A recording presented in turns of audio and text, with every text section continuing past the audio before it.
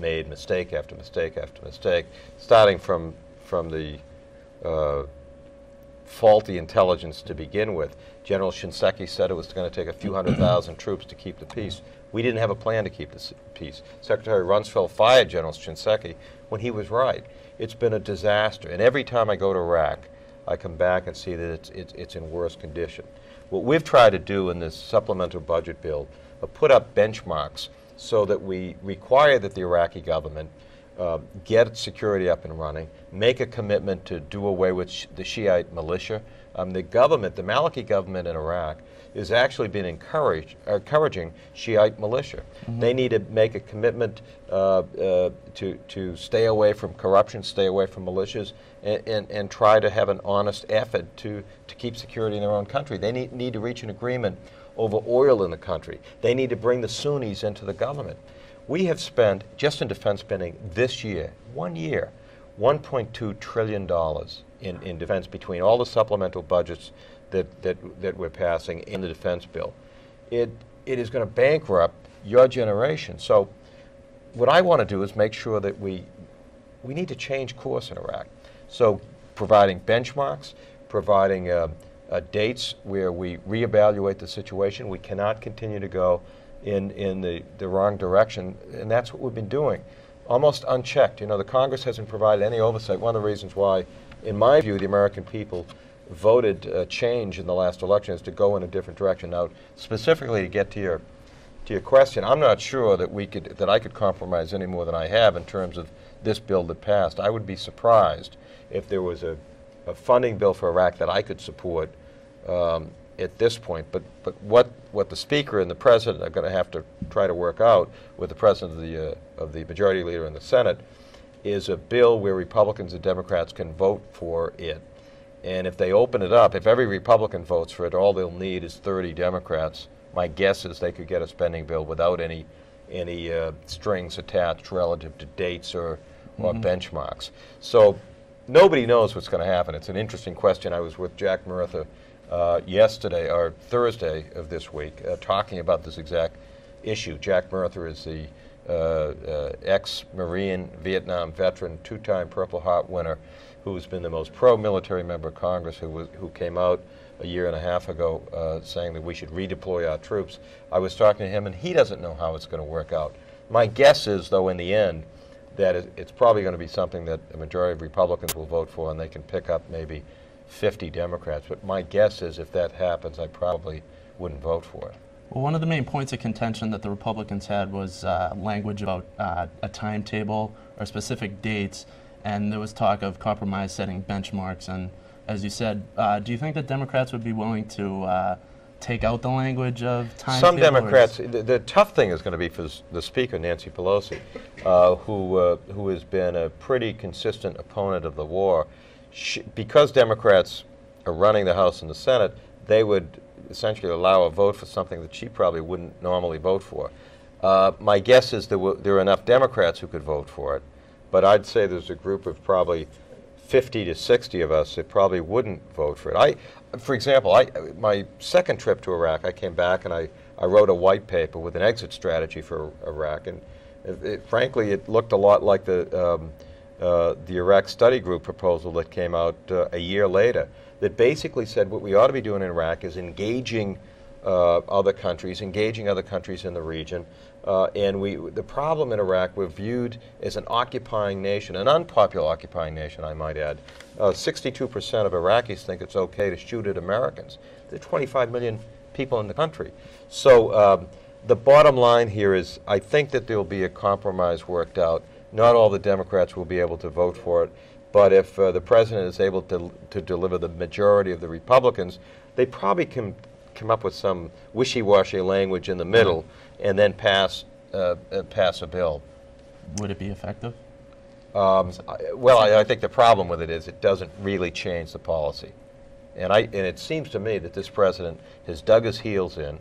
Doesn't matter what the American people think or what the polls say. He's just determined. Well, he's been pretty candid. He said that the next president will have to determine when we leave Iraq, and not me. On that note, we're going to just take a short break. Right. You're watching Eye on You. We'll be right back with Congressman Meehan, our new chancellor.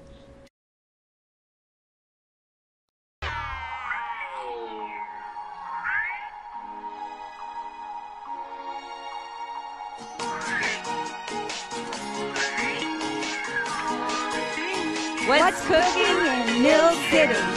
What's cooking in Mill City?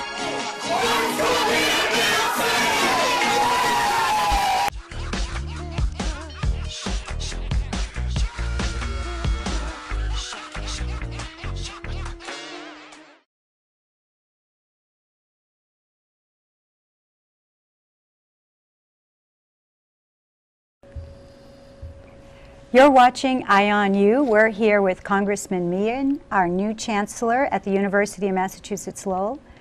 Thank you for coming back again Great after to the be show. Actually, I would like to ask you, kind of leaving Iraq behind, because I know that you're extremely knowledgeable and we're a little bit short on time, but I'd like to ask you about your vision as the new leader for the campus at the university. Well, I've spent a lot of time talking to students, faculty, employees, the department chairs, the deans, the vice chancellors. I think there's a lot of talent at the campus. We don't have enough money to do the things that we need to do. When I started thinking about being chancellor, I got a call from the search firm that was hired, a nationally known search firm, Con Ferry. And they asked me if I wanted to come in and talk to the search committee, and I began thinking a lot about it and reading about it. And I on a Sunday, took my wife up to the campus, and we rode around the North Campus. And she looked around. She said, "There's another campus, right?" And I said, "Yeah, it's the South Campus." We took around the South Campus, and she said, "You got to tell me, when's the last time they built a new academic building?"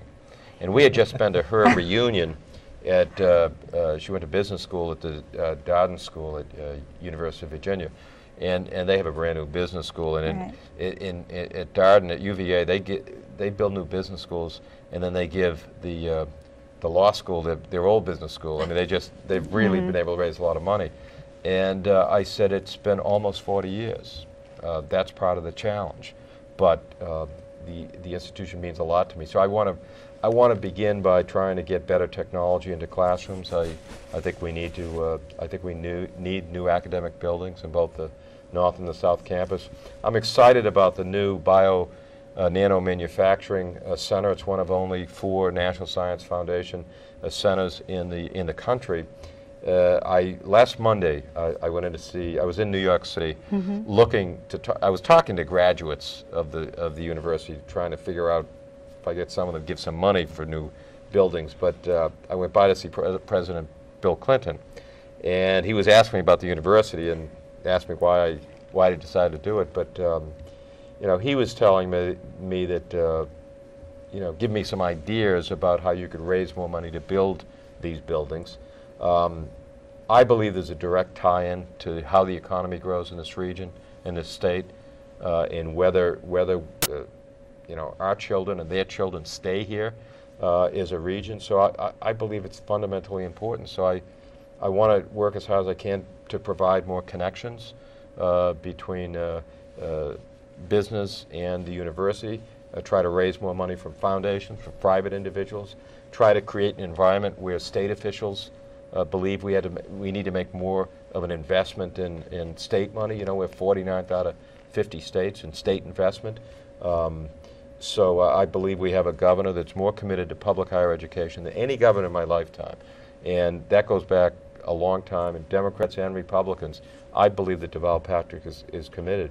I would like to see the deans and the department chairs get better technology, both in the classroom, but also technology that they use in the administration of the university.